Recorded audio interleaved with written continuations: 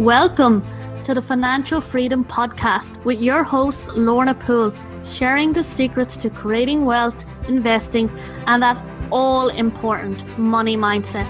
To find out more and accelerate your journey to financial freedom, head on over to www.lornapoole.com to get started. Welcome, everybody. Welcome to the Financial Freedom Podcast. My guest expert today is Anna Sugar, and she's going to teach you all about how to create a strong team. Because when you are giving your money a job, you need a strong team to help you get there, whether it's your business or just creating financial freedom in your life. To create the network to get there, you need a team that's going to work with you. Anne Sugar is an executive coach and speaker who has advised top leaders at companies including TripAdvisor, Sanofi, and Havas. Anna has served as an executive coach for Harvard Business School Executive Education and has guest lectured at MIT. She is also a contributor to Harvard Business Review. Prior to becoming an executive coach more than a decade ago, Anne served as a senior leader in the advertising industry, where she oversaw a team of 75 employees at SVP of Media at Digitas. She managed media planning for Fortune 500 clients, including General Motors, Federal Express, and Delta. She draws on her extensive management experience as well as her in-depth training in coaching methodology to advise senior executives and high performers to transition into leadership roles. And great to have you here. Oh, thank you so much, Lorna. It's great to be here and chat with you today. Why is creating a strong team and you leading that team so crucially important for you to succeed at financial freedom? I think one of the, Lorna, we all have these great ideas as entrepreneurs. And what's interesting is we think that we can, in many cases, we think that we can just take it and run with it. But, the thing that I learned in advertising is the power of a team, in that having the power of a team just helps you to expand on your ideas and helps you pivot. It's just the power of a team is so important just to initially think about your idea and how you want to execute on it. Yeah, because you're not going to be great at everything, are you? No, absolutely not. And I think too, it's good to have somebody debate with you, right? Just even as as a writer, I have an editor that debates me on my ideas, how I framed this idea. So I almost feel like everything is in business, in many cases, is a team sport. And we need each other as teams.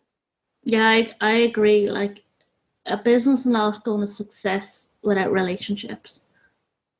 Yeah, absolutely. And, this is a little bit off topic, but of course, you could look at your clients or networking is almost teams, right? How they're all interconnected and related, so to speak. Team, expanding a team, or how do you pick a team? Like, if I'm building my business, I wanted to make a 6-figure income, maybe $1 million, and I need a team, right? What am I looking for? How do I give it leadership? So I think to take a step back for a second there, and we'll talk about who you kind of quote unquote need to be as a leader. But I think there's many interesting kinds of philosophies when we think about it. First, you want to think about the technical expertise, right? The technical expertise I need to deliver on, this program. I need somebody who's a very skilled and efficient project manager, for example. So there's the technical expertise perspective. Then we get into, okay, so what are my strengths and what are my weaknesses?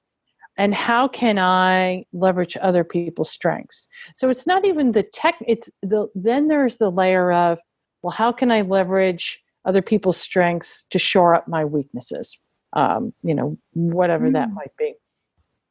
And then lastly, I think there's this quantitative piece that kind of hits on your gut, that your gut instinct of, okay, this person may not have the technical skills. Now I'm going to contradict myself, Lorna, but this person does not have this is kind of the third layer. This person doesn't have the technical skills that I actually want, but they are, for example, they are so good at client service, I can teach them the technical skills. So there's the quantitative and the qualitative way of looking at how do I want to build out my team. I like that, because there's so much I want to ask you. Sure. First, I want to ask you about the leader leading the team, and on the second part, I want to ask you about building the team. But when you say sometimes you hire people for their expertise, but then on the other side of it, sometimes the character of the person perhaps might be better, and you can teach them the skills, right? Yes. Or is it better to hire this is this person expertise, but it's my weakness? It's kind of balancing all of that, or which is more better than the other? I think it's balancing it and what you need at that time. So that's a really interesting question, because I'm trying to think, if I started out my business, I was starting out a business, do I want somebody who's really good from a technical experience perspective, or I'm hiring more on the behavioral kind of qualitative experience? I think it really depends upon your business and what you need. I know that's not the perfect answer, but I think you kind of have to stumble and fumble around. And I think that's what gets to leadership a bit, is the stumbling and fumbling, because it's not going to be perfect. Better to do something than nothing. Yeah, absolutely. Totally agree. And say, for example, okay, and you led a team of 75, right? Mm-hmm. Yes. What makes you so successful that you can lead a team of 75? Oh, that's a really good question. I think so here's an interesting story that I was coaching somebody today, and I'll save that story for a second. Let me talk about what was so important to me and how I could lead 75 people. I had hired, my executive team was really strong, and I hired them, and we worked to really be a high functioning team. And I looked at the qualitative pieces to it. Obviously, they had to have the technical skills, and they had to be intelligent, and they had to be good at client service and all of that. But also, it was really important for me to model what a good leader was. And for me, it was about being transparent. It was being caring. It was about giving people feedback.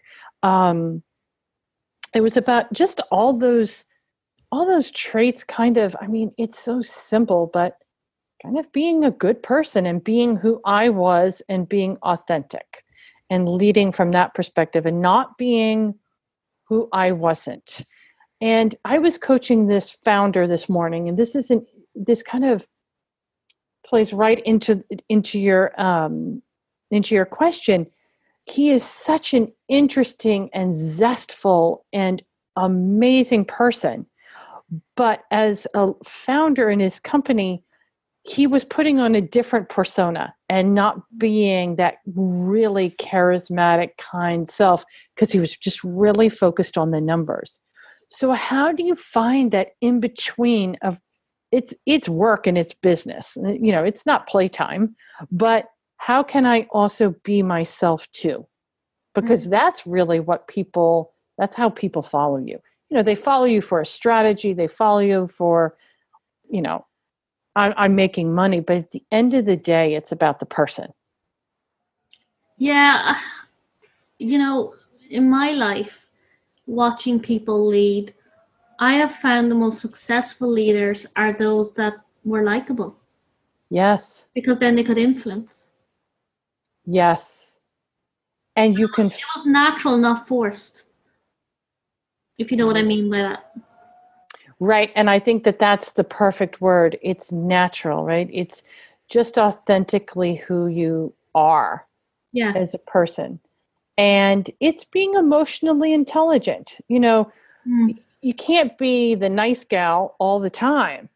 It is a business, and you have to hold people to their expectations, your expectations and standards. However, there is that balance of empathy as well. Yeah, that human side. Right. And it's hard. Sometimes we get caught up in, we have to make sure to deliver this to the client, but there has to be a human side. It's not about moving fast and breaking everything. I'm not sure I believe in all of that, but it's being thoughtful in terms of who we are as leaders. And why is,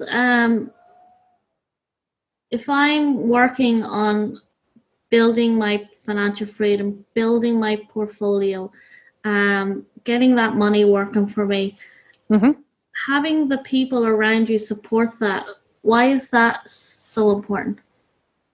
So I think part of it is, as you create a layer underneath you, let's say, for example, for me, I'm not great at the details of, I'm sorry? That's my weakness. It is so I have somebody that manages my calendar, she is an amazing person who helps me with my calendar, all the details of my company. And that is very freeing for me to be creative, to then help my clients. It's very draining for me to spend the detailed time to look at my calendar and the mess I create on my calendar. So that's just one example of why it's so important, I think. So it allows me to have the freedom to think about, here's what I need to do here.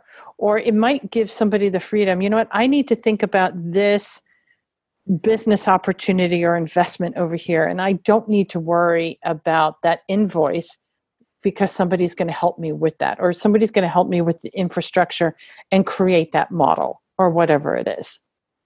Yeah, and while you're talking there, I was thinking you could spend more of your time on leveraging and bringing everything to the next level because you have other people using their expertise. I can totally relate to you about detail. I hate it. It drains me. It slows me down. It takes me forever, and it's not my place to be. Yeah, absolutely. And having other people. So would you say to somebody it's really important to spend not a few minutes, but time working out what your strengths and what your weaknesses, where the gap is?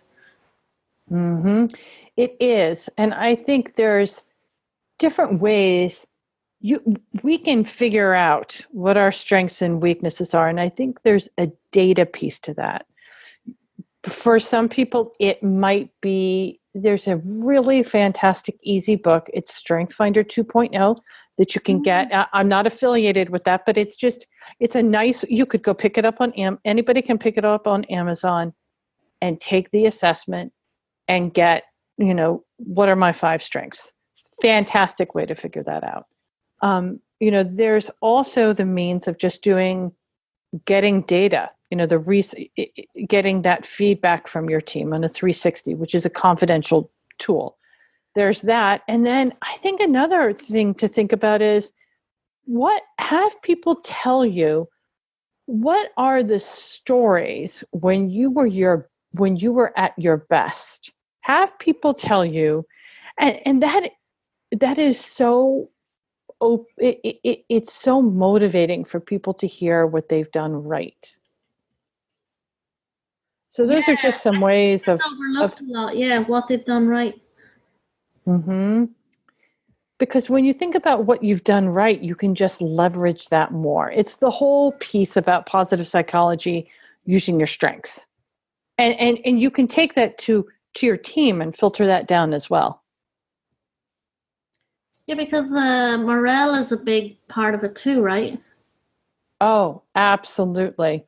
And I think, one thing that when I was managing 75 folks, it only takes one person being negative to bring down a department or a team, right? It's something that I was very vigilant about and did not accept bad behavior or, whatever that is, because it only takes one worm to rot an apple, right? Yeah. And that's the same way to look at your team.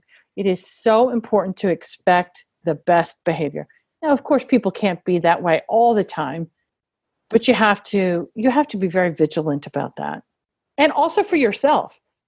But how do you handle that? Because, the bigger your team, for some leaders, they don't know their team, or they, some person come to you and say, oh, this person's this, or this is happening, and and it can be a one-sided view. And how do you handle all that, or pick out what's really going on? Mm-hmm. So I think I think that's a fantastic question. It's to take a step back and here's an example of what a technology company did. They said, here are our 10 guiding principles. And one company painted it across their wall. One company framed it, and every year they went and they looked at, okay, so, it's flawless execution. I can't remember them now, but those sorts of things, highest customers, I'm being very inarticulate about it, but once you have those values and mission, then you can hold people to those leadership expectations. And when you're doing review time, it's giving people a roadmap of what you expect to be an outstanding member of my team. I love that. So then people don't deviate. Yeah. Yeah. It's like putting the bumpers up when you bowl, right? When you see little kids, they put the bumpers up. So when they bowl, the ball doesn't go into the gutter. It's the same sort of thing almost. I love the visual of that. Yeah. And I want to ask you one really crucial question. Sure. When you're in a leadership role, more is at stake. It lands, the pressure is on you, perhaps more than your team. Handling criticism. What's your tips on that? So how to handle the pressure that comes with a leadership role? So what I would say is this, couple things, is how, as a leader, can you look at everything that you do from a learning perspective? And not that it has to be, I'm going to have an A+ on every single thing that I do, but how can I do this to the best of my ability so that I can put my head down at night on the pillow? And what I think is really hard is there's always going to be a lot of noise. People telling you what you're doing right, what you're doing wrong. And how do you filter out the criticism the feedback that's important versus not? Yeah. And that gets to having a trusted advisor, people that you can lean on that give you honest feedback in a kind, caring way so that you know what your blind spots are, because all of us have a blind spot no matter what. Yeah, very powerful. And I've absolutely loved this. For anyone who's listening to this today and they're in a leadership role, they have a team and they want to bring it to the next level, or they want to make it work stress-free, what tip would you give to them? I think that there are two things, and leadership is messy. And what the most important thing to do is just try something, do something. Don't sit back and think that everything is just going to write itself. It's all the things, Lorna, that you and I talked about in terms of giving feedback, being authentic, finding people that can help, supplement us in terms of our strengths, and being very transparent about what you expect from everybody. And just try and do something and then if it doesn't work, you try something new. Leadership is an evolution. It's an evolution and taking the lead, huh? Yes, and just taking the lead. And this has been amazing. Thank you. I personally have really, really enjoyed this. And how do we find out more about you? Sure. So, and Lorna, I've really enjoyed speaking with you, and such a great conversation. So anybody can reach me at annesugar.com. So that's ANNE sugar, SUGAR.com. And what I have on my website, you can sign up and get a sheet of the top 5 leadership articles that I give to many of my clients, because I think reading and learning is so important. So you can sign up and get that list of articles. Thank you, Anne. This has been amazing. Oh, it was great talking to you. Hey everyone, remember to join us in the Private Financial Freedom Podcast Facebook group with me, your host, Lorna Poole. This is a safe haven of like-minded wealth-getting go-getters who, like you, are on their journey to creating financial freedom in their life. This is where you and I can get intimate. I can give you the support and guidance to go from where you are now to where you want to be, developing your wealth mindset and creating your financial freedom life.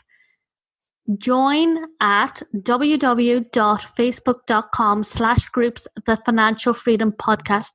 You will see the links to this on the website. It's in the show notes, or type it into the Facebook group. All you have to type in is Financial Freedom Podcast and you will see us there. Look forward to seeing you in the group. Take care.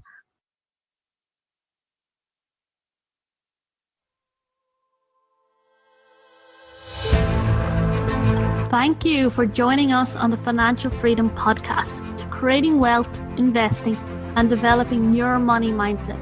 To get started today on your journey, head on over to www.lornapoole.com and grab your free course, 5 Steps to Breaking Free from Your Poverty Mindset and Accelerating Your Journey to Financial Freedom. See you there.